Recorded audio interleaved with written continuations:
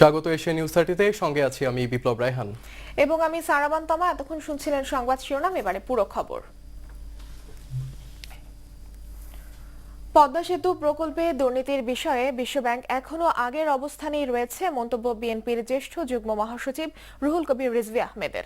জাতীয় প্রেস ক্লাবে স্বাধীনতা ফোরামের আলোচনায় পদ্মা সেতু নিয়ে কানাডার আদালতের রায় প্রসঙ্গে তিনি মন্তব্য করেন।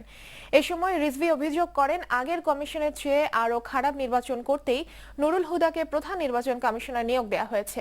সিইসিকে সরকারের অনুগত আজ্ঞাবহ উল্লেখ করে তাকে পদত্যাগের আহ্বান জানান রিজভী আহমেদ।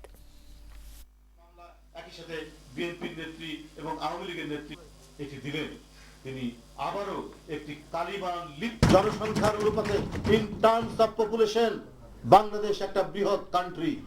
এইখানটায় দীর্ঘদিন প্রভুদের আশীর্বাদ নিয়ে আপনি দেশ শাসন করতে পারবেন না।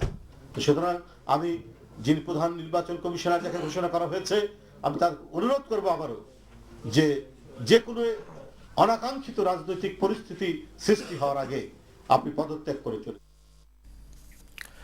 এদিকে বাণিজ্য মন্ত্রী তোফায়েল আহমেদ বলেছেন, পদ্মা সেতু প্রকল্পের দুর্নীতির প্রমাণ না মেলায় বিশ্বব্যাংক ও ষড়যন্ত্রকারীদের গালে চপের ঘাত পড়েছে। সকালে রাজধানীর একটি হোটেলে জনতা ব্যাংকের সার্বিক সাধারণ সভায় এই কথা বলেন তিনি। তোফায়েল আহমেদ অভিযোগ করেন, ডক্টর মোহাম্মদ ইউনূস ও সাবেক মার্কিন পররাষ্ট্রমন্ত্রী হিলারি ক্লিনটনের ষড়যন্ত্রের কারণে পদ্মা সেতু নির্মাণে বিশ্বব্যাংক অর্থায়ন বন্ধ করেছে। তাদের এখন ক্ষমা চাওয়ার উচিত বলেও মন্তব্য করেন বাণিজ্যমন্ত্রী।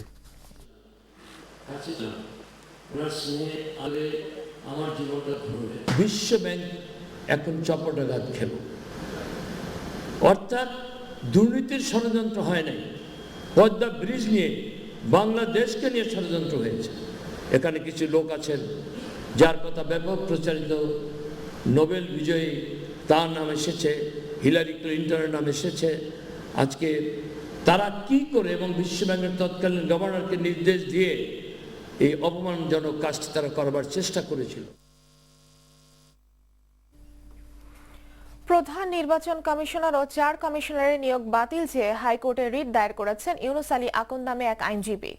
রিটে বলা হয়, সংবিধানের 118 অনুচ্ছেদ অনুযায়ী নির্বাচন কমিশন গঠনে আইন প্রণয়ন করতে হবে, কিন্তু তা না করেই কমিশন গঠন করা হয়েছে। এছাড়া যাদেরকে নিয়োগ দেওয়া হয়েছে তারা সবাই সরকারের অবসরপ্রাপ্ত কর্মকর্তা। পাবলিক সার্ভেন্ট অ্যাক্ট 74 অনুযায়ী অবসরপ্রাপ্ত কোনো কর্মকর্তাকে পুনরায় নিয়োগ দেওয়া যাবে না। বিচারপতি কাজী রেজাউল হকের হাইকোর্ট বেঞ্চে এ সপ্তাহে শুনানি হতে পারে বলে জানিয়েছেন ইউনুস আলী আকন্দ।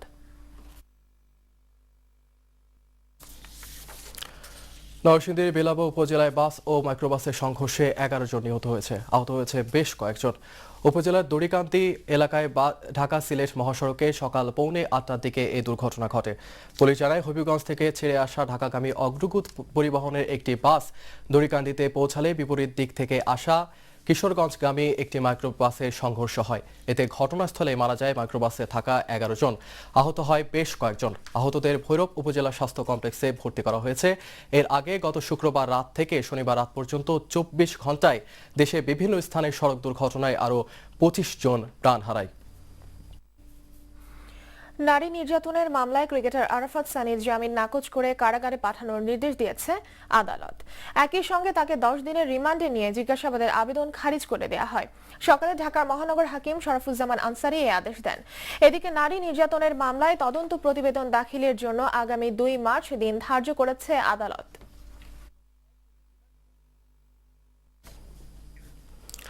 জনগণের নিরাপত্তা নিশ্চিত করতে বাংলাদেশ আনসার ও গ্রাম প্রতিরক্ষা বাহিনীকে সততা এবং আন্তরিকতার সাথে কাজ করার আহ্বান জানিয়েছেন প্রধানমন্ত্রী শেখ হাসিনা।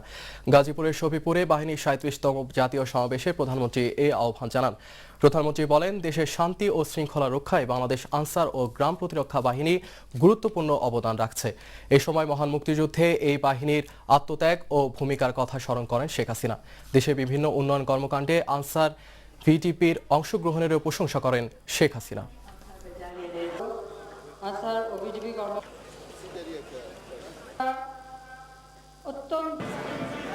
জনগণের জানমাল রক্ষায় আমাদের আনসার ভিটিপি বিরাট দায়িত্ব পালন করেছিলেন। বিশেষ করে অপারেশন রেল রক্ষা, এটা অত্যন্ত গুরুত্বপূর্ণ ছিল। কাজী এই মহাসড়কের নাশকতা রোধ থেকে শুরু করে জঙ্গিবাদ সন্ত্রাস দমনে আপনারা যে মহান ভূমিকা রেখেছেন, জাতিকে রক্ষা করেছেন এবং একটা নির্বাচন অনুষ্ঠিত হয়েছে যার মধ্য দিয়ে আমরা টানা দ্বিতীয়বারের মতো সরকার গঠন করে দেশের উন্নয়ন কার্যক্রম অব্যাহত রাখতে সক্ষম হয়েছি। সেজন্য আমি আপনাদেরকে আন্তরিক ধন্যবাদ জানাচ্ছি, অভিনন্দন জানাচ্ছি। কক্সবাজার পর্যটন এলাকার সৌন্দর্যের কথা চিন্তা করে রোহিঙ্গাদের মানবিক কারণেই হাতিয়ার ঠেঙ্গারচরে পুনর্বাসন করা হবে বলেছেন সড়ক পরিবহন ও সেতুমন্ত্রী ওবায়দুল কাদের।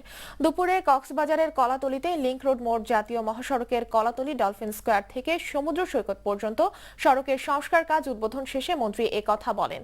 এ সময় ওবায়দুল কাদের জানান, এপ্রিল মাসেই কক্সবাজার মেরিন ড্রাইভ সড়ক উদ্বোধন করবেন প্রধানমন্ত্রী শেখ হাসিনা। মন্ত্রী জানান, এরই মধ্যে ৭৮ কিলোমিটার দীর্ঘ মেরিন ড্রাইভ সড়কের কাজ শেষের পথে। ওবায়দুল কাদের বলেন, সড়কটি পর্যটন বিকাশে উল্লেখযোগ্য ভূমিকা রাখবে। প্রতীক্ষিত মেরিন ড্রাইভের কাজ সমাপ্তির পর শুভ উদ্বোধন করবেন। প্রধানমন্ত্রী শেখ হাসিনার সরকার সিদ্ধান্ত নিয়েছে যে হাতিয়ার কাছে ঠেঙ্গাচর নামক একটা চর আছে বড়, সেখানে পুনর্বাসনের একটা ব্যবস্থা করতে। নিচ্ছি সেন্টি সিকিউরিটির সংবাদ বিরতি। ফিরে এসে থাকছে